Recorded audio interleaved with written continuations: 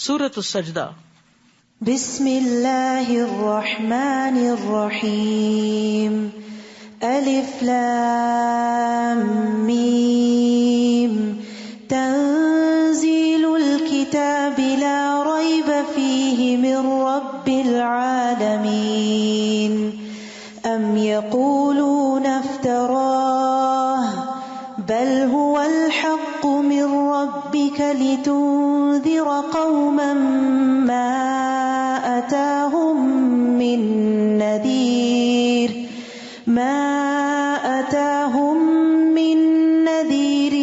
من قبلك لعلهم يهتدون۔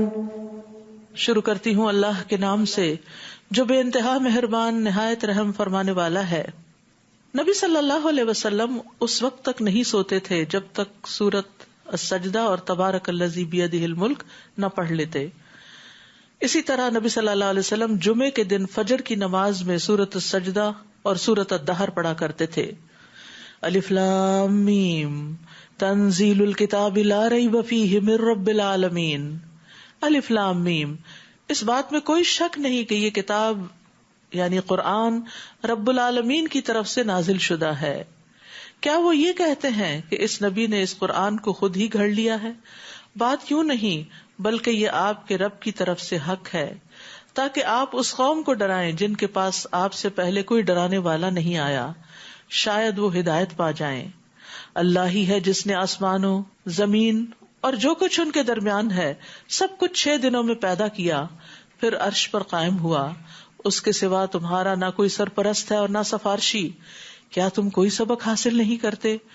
وہی آسمان سے زمین تک کے انتظام کی تدبیر کرتا ہے، پھر ایک روز جس کی مقدار تمہارے حساب سے 1000 سال ہے، وہی انتظام اس کی طرف اٹھ جائے گا۔ یہ اللہ ہے جو ہر پوشیدہ اور ظاہر بات کا جاننے والا ہے، وہ سب پر غالب اور رحم کرنے والا ہے۔ قرآن و سنت سے ہمیں دنوں کی جو لینتھ ہے اس کے ڈفرنٹ ٹائمنگز پتہ چلتے ہیں۔ قیامت کا دن 50,000 سال کے برابر ہے، اور فرشتے جس طرح آسمان و زمین کے بیچ میں آتے جاتے ہیں، اگر انسان کو آنا جانا پڑے تو اس کو 1000 سال لگ جائیں۔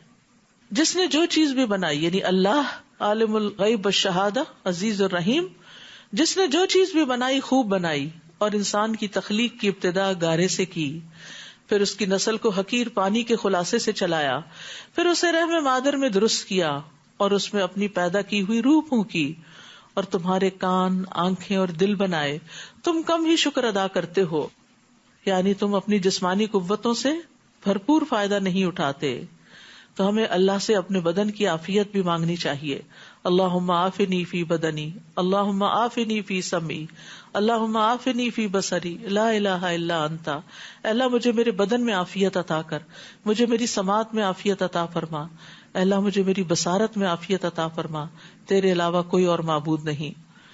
اسی طرح بدنی نعمتوں سے فائدہ اٹھانے کی دعا کرنی چاہیے کہ اللہ ہم اپنے جسم سے بھرپور فائدہ اٹھاتے رہے، دنیا کے کام کاج بھی کرے اور اپنی آخرت کے لیے بھی نیک عمل زیادہ سے زیادہ کرے، کیونکہ جب انسان کی ہیلتھ اچھی نہیں ہوتی تو پھر انسان کچھ کرنے کے قابل نہیں ہوتا، حتیٰ کہ نماز روزے سے بھی عاجز آ جاتا ہے، کسی کی خدمت کرنا تو دور کی بات ہوئی۔ تو ابو ہریرہ سے روایت ہے کہ رسول اللہ صلی اللہ علیہ وسلم یہ دعا کرتے تھے، اللہم متعنی بسمعی وبصری واجعلہم الوارث منی وانصرنی علی من یظلمنی وخذ منہ بثأری۔ اے اللہ مجھے میری سماعت اور میری بصارت سے فائدہ پہنچا، انہیں میرا وارث کر دے، یعنی میں مر بھی جاؤں تو ان کے ذریعے جو میں نے کام کیا وہ بعد میں بھی صدقہ جاریہ بنے، اور اسی طرح یہ کہ میری زندگی تک انہیں باقی رکھ، اور مجھ پر جو ظلم کرے اس کے خلاف میری مدد فرما اور اس سے میرا بدلہ لے لے، یعنی میں اپنے معاملات تیرے سپرد کرتا ہوں۔ وقالوا اذا ضللنا في الارض انا لفی خلق جدید، یہ لوگ کہتے ہیں جب ہم مٹی میں مل جائیں گے تو کیا از سر نو پیدا کیے جائیں گے؟ حقیقت یہ ہے کہ یہ لوگ اپنے رب کی ملاقات ہی کے منکر ہے۔ آپ ان سے کہہ دیجئے کہ موت کا جو فرشتہ تم پر مقرر ہے وہ تمہاری روح قبض کر لے گا۔ اللہ اکبر۔ ہم سب کی موت کا بھی وقت اور جس نے جان نکالنی ہے وہ طے ہو چکا ہے، پھر تم اپنے رب کی طرف لوٹائے جاؤ گے، اور کاش آپ دیکھیں جب مجرم اپنے رب کے حضور سر جھکائے کھڑے ہوں گے اور کہیں گے اے ہمارے رب، ہم نے سب کچھ دیکھ لیا اور سن لیا، لہٰذا ہمیں دوبارہ واپس بھیج دیجئے، کہ ہم اچھے عمل کریں. اب ہمیں یقین آ گیا ہے. اب دیکھیں کہ رات سوتے وقت انسان اگر یہ سورت پڑھے اور ان معانی کو جانے تو دل پہ عجب اثر ہوتا ہے. اور اگر ہم چاہتے تو پہلے ہی ہر شخص کو ہدایت دے دیتے، لیکن میری بات پوری ہو کے رہی کہ میں جہنم کو جن اور انسانوں سب سے بھر دوں گا. استغفر اللہ. بس اب اس بات کا مزہ چکھو جو تم نے اس دن کی ملاقات کو بلا دیا تھا، اب ہم نے بھی تمہیں بلا دیا، اور جو کچھ تم کرتے رہے اس کی وجہ سے اب دائمی عذاب کا مزہ چکھو. ہماری آیات پر تو وہی لوگ ایمان لاتے ہیں کہ جب انہیں ان آیات سے نصیحت کی جاتی ہے تو سجدے میں گر پڑتے ہیں اور اپنے رب کی تعریف کے ساتھ تسبیح کرتے ہیں اور تکبر نہیں کرتے. ان کے پہلو بستروں سے الگ رہتے ہیں، وہ اپنے رب کو خوف اور امید سے پکارتے ہیں، اور جو رزق ہم نے انہیں دیا ہے اس میں سے وہ خرچ کرتے ہیں. یہاں خاص صفات بتائی گئی ہیں مومنوں کی کہ وہ جسمانی لذتوں اور مال پر اللہ کے قرب کو ترجیح دیتے ہیں، یعنی نیند بھی قربان کرتے ہیں، بستروں سے اٹھ کے نوافل پڑھتے ہیں، اور اسی طرح مال محنت سے کما کے پھر اسے اللہ کے راستے میں دے دیتے ہیں، کیونکہ نیند قربان کرنے سے، مال قربان کرنے سے اللہ کا قرب نصیب ہوتا ہے. لیکن ہم نے انہی چیزوں کو ساتھ لگایا ہوا ہے جس کے نتیجے میں وہ ایمان کی حلاوت اور لذت محسوس نہیں ہوتی. فلا تعلم نفس، کوئی شخص یہ نہیں جانتا، ما اخفی لہم من قرۃ اعین، کہ اس کی آنکھوں کی ٹھنڈک کی کیا کچھ چیزیں ان کے لیے چھپا کے رکھی گئی ہیں. رات کی عبادت چھپی ہوئی عبادت ہوتی ہے تو اجر بھی چھپا ہوا ہے ان کا. یہ ان کاموں کا بدلہ ہوگا جو وہ کیا کرتے تھے. تو چھپا کر کیے گئے اعمال کے بدلے میں مخفی نعمتیں ان کو ملیں گی جن کو کسی نے دیکھا ہی نہیں، نہ کسی آنکھ نے دیکھا، نہ کسی دل میں ان کا خیال گزرا. بالکل یونیک. تو یاد رکھیے جو اعلیٰ درجے کی جنت ہے نا، وہ اعلیٰ درجے کے جنتیوں کے لیے ہے، اس کا کسی اور کو نہیں پتا، کوئی اور نہیں اسے دیکھے گا. موسیٰ علیہ السلام نے رب سے پوچھا جنت میں سب سے کم درجے کا جنتی کون ہوگا؟ تو اعلیٰ کا پھر آپ اندازہ لگائیں. اللہ نے فرمایا وہ آدمی ہوگا جو تمام اہل جنت کو جنت میں بھیج دیے جانے کے بعد آئے گا، سب جا چکے ہوں گے، وہ آخری ہوگا. اس سے کہا جائے گا تم بھی جنت میں داخل ہو جاؤ. وہ کہے گا میرے رب کیسے؟ لوگ اپنی اپنی منزلوں پہ قیام پذیر ہو چکے ہیں، جو لینا تھا سب لے چکے ہیں. تو اس سے کہا جائے گا کیا تم اس پر راضی ہوگے کہ تمہیں دنیا کے بادشاہوں میں سے کسی بادشاہ کے ملک کے برابر کوئی ملک مل جائے؟ وہ کہے گا رب میں راضی ہوں. اللہ فرمائے گا وہ ملک تمہارا ہوگا، پھر اتنا، پھر اتنا، پھر اتنا، پھر اتنا، 5 بار اور بھی. وہ کہے گا میرے رب میں راضی ہو گیا. اللہ تعالیٰ فرمائے گا یہ سب بھی تیرا اور اس سے 10 گنا زیادہ بھی تیرا، اور وہ سب بھی تیرا جو تیرا دل چاہے اور جو تیری آنکھوں کو بھائے. وہ کہے گا اے رب میں راضی ہو گیا. پھر موسیٰ علیہ السلام نے کہا اے رب تو وہ جو سب سے اونچے درجے کا، آخری بندے کا یہ سب کچھ ہے تو سب سے بڑے درجے والے کا. اللہ تعالیٰ نے فرمایا یہی لوگ ہیں جو میری مراد ہیں، ان کی عزت و کرامت کو میں نے اپنے ہاتھوں سے کاشت کیا اور ان پہ مہر لگا دی. عزت کا وہ مقام نہ کسی آنکھ نے دیکھا ہے، نہ کان نے سنا ہے، نہ کسی انسان کے دل میں اس کا خیال تک گزرا ہے. آپ نے فرمایا اس کا مصداق اللہ تعالیٰ کی اس کتاب میں موجود ہے، فلا تعلم نفس ما اخفی لهم من قرۃ اعین. لیکن ان بلند درجوں تک پہنچنے کے لیے پھر راتوں کی نیند قربان کرنا اور دن کو صدقہ خیرات کرنا اور اپنے آپ کو بھی کھانے پینے سے محروم رکھنا، کچھ قربانیاں کرنا ضروری ہوتا ہے. اس کے علاوہ یہ بات بھی یاد رکھیے کہ ہمیں ہمیشہ جنت الفردوس مانگنی چاہیے جو جنت کا اعلیٰ اور افضل حصہ ہے. اللہم انی اسألک الجنت الفردوس واعوذ بک من النار.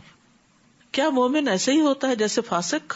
مومن اور نافرمان دو ایک جیسے نہیں ہوتے، یہ دونوں برابر نہیں ہو سکتے.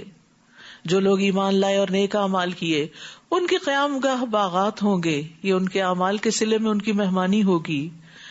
اور جو نافرمان ہیں ان کا ٹھکانہ دوزخ ہوگا، جب بھی وہ اس سے نکلنا چاہیں گے اسی میں لوٹا دیے جائیں گے، اور انہیں کہا جائے گا اب اس آگ کے عذاب کا مزہ چکھو جسے تم جھٹلایا کرتے تھے، اور ہم انہیں قیامت کے بڑے عذاب سے پہلے ہلکے عذاب کا مزہ بھی ضرور چکھائیں گے، شاید کہ وہ اپنی روش سے باز آ جائیں. اس سے مراد دنیا میں ہی آنے والی تکلیفیں، کیونکہ لعلہم یرجعون، تاکہ وہ بری روش سے باز آ جائیں. تو انسان پر مصیبتیں وغیرہ کیوں آتی ہیں؟ تاکہ انسان اپنی اصلاح کر لے. اور اس شخص سے بڑھ کر ظالم کون ہوگا جسے اس کے رب کی آیات سے نصیحت کی جائے پھر وہ اس سے منہ موڑ لے ہم یقیناً ایسے مجرموں سے انتقام لے کر رہیں گے. ہم نے موسیٰ کو کتاب دی تھی، لہٰذا اے نبی آپ کو اس کتاب کے ملنے میں شک نہ رہنا چاہیے، اور یہ کتاب بنی اسرائیل کے لیے ہدایت تھی، یعنی توراہ. جب انہوں نے مصائب پر صبر کیا تو ہم نے ان میں سے کئی ایسے پیشوا بنا دیے جو ہمارے حکم سے ان کی رہنمائی کرتے تھے، اور یہ لوگ ہماری آیات پر یقین رکھتے تھے. تو یاد رکھیے لیڈرشپ کی بہت اہم کوالٹی ہے صبر. صبر کے بغیر کوئی لیڈر نہیں ہو سکتا، کیونکہ اس میں انسان کو بہت سے مشکل مراحل سے گزرنا پڑتا ہے. آپ کا رب قیامت کے دن یقیناً ان لوگوں میں ان باتوں کا فیصلہ کر دے گا جن میں وہ اختلاف کرتے تھے. کیا انہیں اس بات سے کچھ رہنمائی نہیں ملی کہ ان سے پہلے ہم کئی ایسی قوموں کو ہلاک کر چکے ہیں جن کے رہائشی مقامات پر آج یہ لوگ چل پھر رہے ہیں؟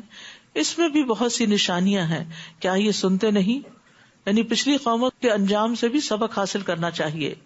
کیا انہوں نے دیکھا نہیں کہ ہم پانی کو بنجر زمین کی طرف بہا لاتے ہیں جس سے ہم کھیتی پیدا کرتے ہیں، تو اس سے ان کے چوپائے بھی کھاتے ہیں اور وہ خود بھی کھاتے ہیں. کیا پھر یہ غور نہیں کرتے؟ یعنی غور کرتے رہیں تو اللہ کی طرف رجوع بھی کرتے رہیں. نیز کہتے ہیں اگر تم سچے ہو تو یہ فیصلہ کب ہوگا؟ کون سا؟ عذاب کا، یا پھر قیامت کب آئے گی؟ آپ ان سے کہیے جب فیصلے کا دن ہوگا. تو جن لوگوں نے کفر کیا ہے انہیں فیصلے کے دن ایمان لانا کچھ فائدہ مند نہ ہوگا، اور نہ ہی انہیں کچھ مہلت دی جائے گی. فَأَعْرِضْ عَنْهُمْ وَانتَظِرْ إِنَّهُمْ مُنتَظِرُونَ. سو آپ ان سے اعراض کیجئے اور انتظار کیجئے، وہ بھی یقیناً انتظار کر رہے ہیں کہ کب فیصلہ ہوتا ہے. سورۃ الاحزاب. بسم اللہ الرحمن الرحیم. یا ایھا النبی اتق اللہ ولا تطع الکافرین والمنافقین ان اللہ کان علیما حکیما. اے نبی اللہ سے ڈرتے رہیے اور کافروں اور منافقوں کا کہنا نہ مانیے، یعنی ان کے پریشر کو نہ لیجیے، کیونکہ وہ چاہتے تھے کہ آپ ہمارے طریقے پہ چلیں. اللہ تعالیٰ یقیناً سب کچھ جاننے والا اور حکمت والا ہے. اور یہی سبق ہم سب کے لیے ہے کہ جو لوگ اللہ سے دور ہیں، اللہ کے نافرمان ہیں، ان کی اطاعت نہ کریں. ہم سمجھتے ہیں کہ وہ شاید ہمارے فائدے کے لیے کچھ کہہ رہے ہیں ہمیں، جبکہ اللہ نے جو دیا ہے وہ زیادہ فائدے کا ہے، کیونکہ اللہ علم والا ہے، حکمت والا ہے. اور جو کچھ آپ کے رب کی طرف سے آپ پر وحی کی جاتی ہے اسی کی اتباع کیجیے. اور تم جو کچھ بھی عمل کرتے ہو اللہ تعالیٰ یقیناً ان سے باخبر ہے. اور اللہ پر بھروسہ کیجیے، اور اللہ کا کارساز ہونا ہی کافی ہے. اللہ نے کسی آدمی کے اندر دو دل نہیں بنائے، نہ ہی تمہاری ان بیویوں کو جن سے تم زہار کرتے ہو تمہاری مائیں بنایا ہے، اور نہ تمہارے منہ بولے بیٹوں کو تمہارے حقیقی بیٹے بنایا ہے. یہ تو تمہارے منہ کی باتیں ہیں، مگر اللہ حقیقی بات کہتا ہے اور وہ صحیح راہ دکھاتا ہے. ان منہ بولے بیٹوں کو ان کے باپوں کے نام سے پکارو. جب کوئی بچہ اڈاپٹ کیا جائے تو باپ کا نام نہیں بدلنا چاہیے. اللہ کے ہاں یہی انصاف کی بات ہے. اور اگر تمہیں ان کے باپوں کے نام کا علم نہ ہو تو وہ تمہارے دینی بھائی اور دوست ہیں، کوئی فرضی نام رکھ لینا چاہیے. اور کوئی بات تم بھول چوک کی بنا پہ کہہ دو تو اس میں تم پر کوئی گرفت نہیں، مگر جو دل کے ارادے سے کہو اس پر ضرور پکڑ ہوگی. اللہ یقیناً معاف کرنے والا، رحم کرنے والا ہے. تو یہاں بہت اہم مسئلہ پتہ چل رہا ہے کہ اڈاپشن کی وجہ سے ولدیت نہیں بدلنی چاہیے. نبی صلی اللہ علیہ وسلم نے فرمایا جو شخص جانتے ہوئے اپنے باپ کے سوا کسی دوسرے کی طرف اپنے آپ کو منسوب کرے تو اس پر جنت حرام ہے. بلا شبہ نبی مومنوں کے لیے ان کی اپنی ذات سے بھی مقدم ہے، اور آپ کی بیویاں مومنوں کی مائیں ہیں، امہات المومنین. اور کتاب اللہ کی روح سے مومنین اور مہاجرین کی نسبت رشتہ دار ایک دوسرے کے ترکے کے زیادہ حقدار ہیں. البتہ اگر تم دوستوں سے کوئی بھلائی کرنا چاہو تو کر سکتے ہو، کتاب اللہ میں یہی کچھ لکھا ہوا ہے. یہ جو وصیت کا خانہ رکھا گیا نا، یہ ایسے ہی لوگوں کو دینے کے لیے ہے جن کے باقاعدہ شریعت میں وراثت کے حصے نہیں مقرر کیے گئے. اور اس عہد کو یاد رکھو جو ہم نے سب نبیوں سے لیا اور آپ سے بھی، اور نوح، ابراہیم، موسیٰ اور عیسیٰ ابن مریم سے بھی. ان سب سے ہم نے پختہ عہد لیا تھا تاکہ اللہ تعالیٰ سچے لوگوں سے ان کی سچائی کے بارے میں سوال کرے، اور کافروں کے لیے ہم نے دردناک عذاب تیار کر رکھا ہے. یا ایھا الذین آمنوا اذکروا نعمت اللہ علیکم. اے ایمان والو اللہ کے اس احسان کو یاد رکھو جب کفار کے لشکر تم پر چڑھ آئے تھے. اشارہ ہے غزوہ خندق کی طرف، جس کو غزوہ احزاب بھی کہا جاتا ہے. احزاب حزب کی جمع ہے جس کا مطلب ہے لشکر. تو ہم نے آندھی اور ایسے لشکر بھیج دیے جو تمہیں نظر نہ آتے تھے، یعنی ان کے مقابلے کے لیے، کیونکہ ان کی تعداد 10,000 کے قریب تھی، اور یہ 5 ہجری میں غزوہ ہوا تھا، اور جو کچھ تم کر رہے تھے اللہ اسے خوب دیکھ رہا تھا جب وہ تمہارے اوپر سے اور نیچے سے تم پر چڑھ آئے تھے، یعنی مدینہ کو انہوں نے گھیر لیا تھا، جب آنکھیں پھر گئی تھیں اور کلیجے منہ کو آنے لگے تھے، اور تم اللہ تعالیٰ کے متعلق طرح طرح کے گمان کرنے لگے، یعنی اتنا سخت وقت تھا۔ اس موقع پر مومنوں کی آزمائش کی گئی اور وہ بری طرح ہلا دیے گئے، استغفر اللہ۔ جبکہ منافق اور وہ لوگ جن کے دلوں میں بیماری تھی وہ یہ کہہ رہے تھے کہ اللہ اور اس کے رسول نے ہم سے جو وعدہ کیا تھا وہ بس دھوکے کا ہی تھا، استغفر اللہ۔ یہی منافقت ہوتی ہے کہ انسان جب غصے میں آئے تو پرواہ نہ کرے کہ یہ اللہ کی بات ہے، یہ اللہ کا حکم ہے، اس کو بلیٹل کر دے۔ جبکہ منافق اور وہ لوگ جن کے دلوں میں بیماری تھی یہ کہہ رہے تھے کہ اللہ اور اس کے رسول نے ہم سے جو وعدہ کیا تھا وہ بس ایک دھوکہ ہی تھا، نعوذ باللہ۔ اور جب ان کا ایک گروہ کہنے لگا، یثرب والو، آج تمہارے ٹھہرنے کا کوئی موقع نہیں، لہذا واپس آ جاؤ، یہ منافقین کا گروہ تھا، اور ان کا ایک گروہ نبی سے واپس جانے کی اجازت مانگ رہا تھا اور کہتا تھا کہ ہمارے گھر غیر محفوظ ہیں، حالانکہ ان کے گھر غیر محفوظ نہیں تھے، وہ تو صرف جنگ سے فرار چاہتے تھے، یعنی بہانے کر کے جنگ سے بھاگنا چاہتے تھے۔ اور اگر کفار کے لشکر اطراف مدینہ سے ان پر چڑھ آتے اور انہیں فتنے کی دعوت دیتے تو یہ منافق فوراً مان لیتے اور اس میں کچھ زیادہ دیر نہ کرتے، یعنی یہ لوگ اہل ایمان کا ساتھ دینے کی بجائے اہل کفر کا ساتھ دینے کے لیے تیار ہیں، حالانکہ اس سے پہلے وہ اللہ سے عہد کر چکے تھے کہ وہ پیٹھ نہ پھیریں گے، اور اللہ سے کیے ہوئے عہد کی باز پرس تو ہو کر ہی رہے گی۔ آپ ان سے کہیے، اگر تم موت اور قتل ہونے سے بھاگتے ہو تو تمہارا بھاگنا تمہیں کچھ فائدہ نہ دے گا، اس صورت میں بھی تم تھوڑا عرصہ ہی فائدہ اٹھا سکو گے۔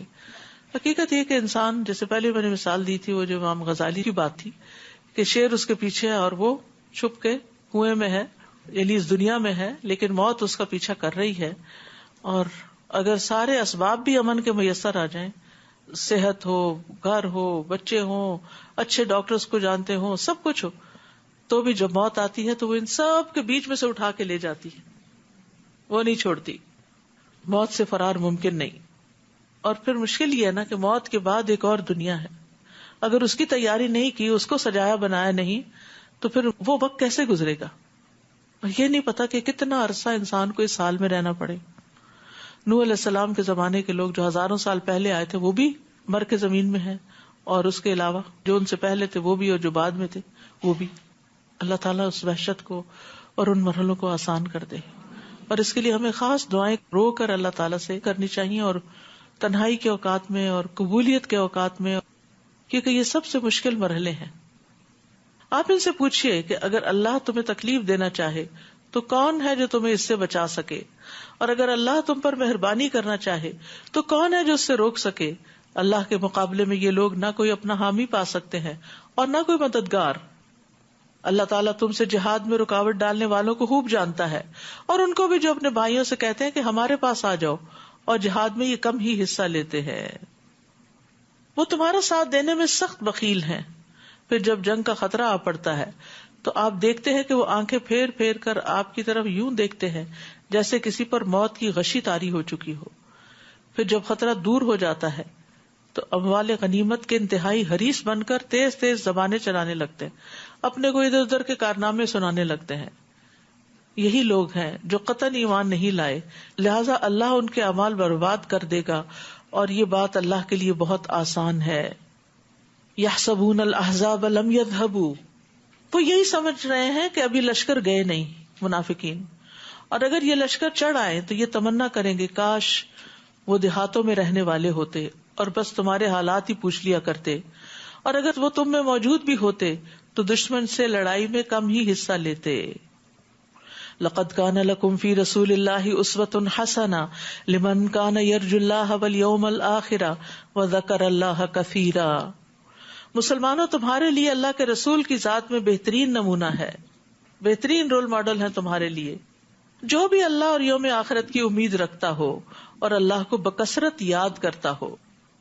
تو نبی صلی اللہ علیہ وسلم کی ذات صرف عبادات میں ہی نہیں، اخلاق میں، ایمان میں، دنیا آخرت کے سارے معاملات میں ہمارے لیے ایک نمونہ ہے، لیکن ہمیں یہ دیکھنا چاہیے کہ ہم ان کے نمونے کو کتنا فالو کرتے ہیں.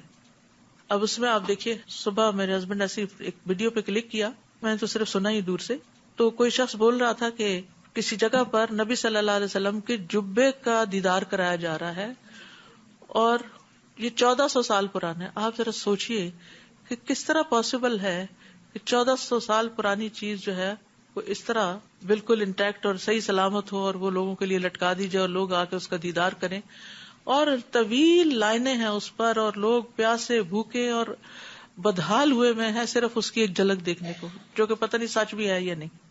تو میں سوچ رہی تھی کہ اگر اس قوم کے اندر اتنی ہی اللہ کے رسول کی محبت ہے تو ان کے طریقوں کو کیوں نہیں فالو کرتے؟ کیا صحابہ کرام نے بھی آپ کا جبہ دیکھ کر محبت کا اظہار کیا تھا بس، یا آپ کے ایک ایک طریقے پہ چلتے تھے، ایک ایک چیز کو بہت سنجیدگی کے ساتھ لیتے تھے؟ تو جو شخص خوبصورت زندگی بسر کرنا چاہتا ہو اسے چاہیے کہ وہ رسول اللہ صلی اللہ علیہ وسلم کا ماڈل فالو کرے. تو ہر معاملے میں آپ کی اطاعت ضروری ہے. آپ نے فرمایا نماز اس طرح پڑھو جس طرح تم مجھے پڑھتے دیکھتے ہو، حج کے احکام مجھ سے سیکھ لو، اور ہمیں کسی بھی معاملے میں آپ کی مخالفت نہیں کرنی چاہیے. من رغب عن سنتی فلیس منی، جس نے میرے طریقے سے بے رغبتی کی وہ مجھ سے نہیں. ابو بکر کہتے ہیں میں کوئی چیز نہیں چھوڑوں گا جس پر رسول اللہ عمل کرتے تھے صلی اللہ علیہ وسلم، مگر میں اس پر عمل کروں گا. بس بے شک میں ڈرتا ہوں کہ اگر میں نے آپ کا طریقہ چھوڑ دیا تو میں سیدھے رستے سے بھٹک جاؤں گا. یاد رکھیے چھوٹی چھوٹی چیزوں میں بھی آپ کا انداز اختیار کریں. وَلَمَّا رَأَى الْمُؤْمِنُونَ الْأَحْزَابَ قَالُوا هَذَا مَا وَعَدَنَا اللَّهُ وَرَسُولُهُ وَصَدَقَ اللَّهُ وَرَسُولُهُ وَمَا زَادَهُمْ إِلَّا إِيمَانًا وَتَسْلِيمًا. اور جو مومنوں نے ان لشکروں کو دیکھا 10,000 کے قریب تھے اور سارا عرب اٹھ کے آ گیا تھا، تو لشکروں کو دیکھ کے کیا کہنے لگے؟ کتنی پازیٹیو بات ہے، یہ تو وہی بات ہے جس کا اللہ اور اس کے رسول نے ہم سے وعدہ کیا تھا کہ ایسا ہوگا. اس واقعے نے ان کے ایمان اور فرما برداری کو مزید بڑھا دیا. تو ہمیں بھی غور کرنا چاہیے کہ مشکل وقت ہمارے ایمان میں اضافہ کرتے ہیں یا پہلا بھی جاتا ہے. مومنوں میں سے کچھ ایسے لوگ ہیں جنہوں نے اللہ سے جو عہد کیا تھا اسے سچا کر دکھایا. ان میں سے کوئی تو اپنی ذمہ داری پوری کر چکا اور کوئی موقع کا انتظار کر رہا ہے، اور انہوں نے اپنے عہد میں کوئی تبدیلی نہیں کی. یہ سب کچھ اس لیے ہے تاکہ اللہ سچے لوگوں کو ان کے سچ کی جزا دے، اور منافقوں کو اگر چاہے تو عذاب دے یا پھر ان کی توبہ قبول کر لے. اللہ یقیناً معاف کر دینے والا اور رحم کرنے والا ہے. تو یاد رکھیے انسان اگر توبہ کرتا ہے تو پھر اسے توبہ کی قبولیت کی امید بھی رکھنی چاہیے. اور کیا امید رکھنی چاہیے؟ کہ اگر ہم اللہ سے توبہ کریں گے تو اللہ تعالیٰ توبہ قبول کرے گا. کیونکہ بہت سے لوگ جب وہ گناہوں کے بوجھ میں دب جاتے ہیں نا تو وہ یہ چیز بھول جاتے ہیں. وہ کہتے ہیں ہماری نہیں سنتا، ہمیں نہیں بخشے گا. نہیں، نہ اپنے بارے میں نہ کسی کے بارے میں ایسا منفی جملہ نکالے، قطعاً نہ یہ کہیں، کیونکہ یہ جو بخشش والا معاملہ ہے نا یہ سراسر اس کے اپنے ہاتھ میں، مالک یوم الدین ہے وہ. اور کفار کے لشکروں کو اللہ تعالیٰ نے ان کے غصے سمیت واپس لوٹا دیا. وہ آئے تھے مسلمانوں کو ختم کرنے، لیکن خود نقصان اٹھا کے واپس گئے، اور انہوں نے کوئی بھلائی حاصل نہ کی. اور لڑائی کے لیے مومنوں کی طرف سے اللہ ہی کافی ہو گیا، وہ یقیناً بڑی قوت والا زبردست ہے. یعنی مومنوں کو لڑنے کی ضرورت ہی پیش نہ آئی. اللہ نے ایسی ہوائیں بھیجی، ایسی آندھی چلی کہ جو ان کی رسیوں کو توڑ گئی جس سے انہوں نے جانوروں کو باندھا ہوا تھا، اور اسی طرح ان کی ہانڈیاں الٹ گئیں اور خیمے الٹ گئے، تتر بتر ہو کے رہ گیا سب کچھ. اور اہل کتاب میں سے جنہوں نے کافروں کی مدد کی تھی، بنو قریظہ، انہیں اللہ ان کے قلعوں سے اتار لایا، جس کی تفصیل سورۃ الحشر میں آئے گی.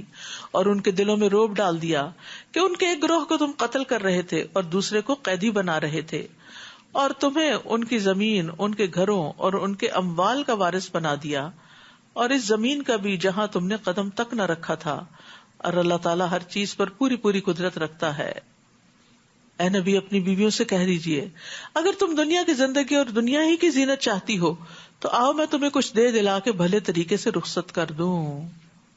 وَإِن كُنتُنَّ تُرِدْنَ اللَّهَ وَرَسُولَهُ وَالدَّارَ الْآخِرَةَ فَإِنَّ اللَّهَ أَعَدَّ لِلْمُحْسِنَاتِ مِنكُنَّ أَجْرًا عَظِيمًا. اور اگر تم اللہ، اس کا رسول اور آخرت کا گھر چاہتی ہو تو اللہ تعالیٰ نے تم میں سے نیکوکاروں کے لیے بہت بڑا اجر تیار کر رکھا ہے. تو ازواج مطہرات کی ترجیح کیا تھی؟ انہوں نے کیا چنا ہوگا؟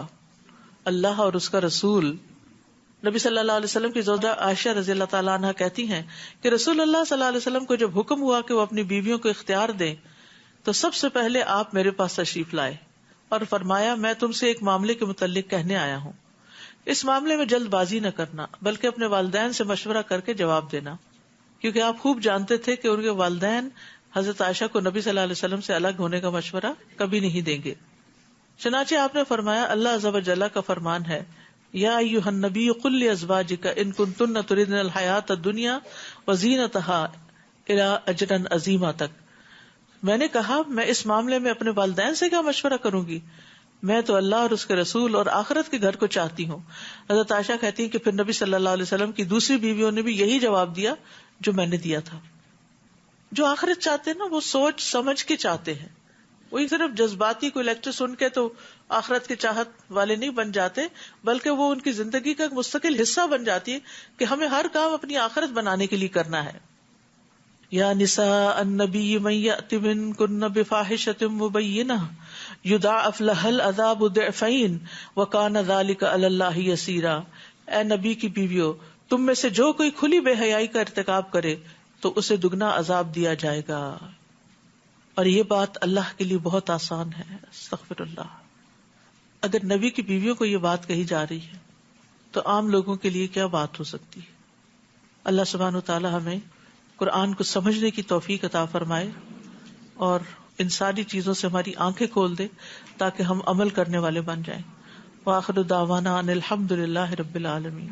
سبحانک اللہم وبحمدک اشہد ان لا الہ الا انت استغفرک واتوب الیک. السلام علیکم ورحمۃ اللہ وبرکاتہ.